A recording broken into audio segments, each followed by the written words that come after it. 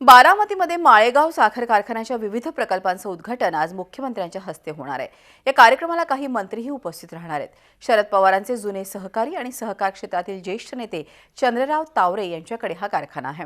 1.5 वर्षांपूर्वी अजित पवार यांच्या विरोधात निवडणूक लढवून चंद्रराव तावरे आणि रंजन तावरे या गुरु शिष्यांच्या जोडीनं माळेगाव कारखाना ताब्यात घेतला। या कार्यक्रमाच्या निमित्तानं पवार विरोधक एकवटले आहेत असंच चित्र दिसतंय। जे काही 4 प्रकल्प नवीन उपक्रम राबवलेले आहेत त्याच्यापैकी 2 प्रकल्पाचं उद्घाटन आहे। यावर्षी आम्ही त्यांना मोडीच्या कार्यक्रमाला बोलवलं, परंतु अगोदर काही ठिकाणी कार्यक्रम त्यांनी प्रोग्राम दिले असल्यामुळे येऊ शकले नाहीत।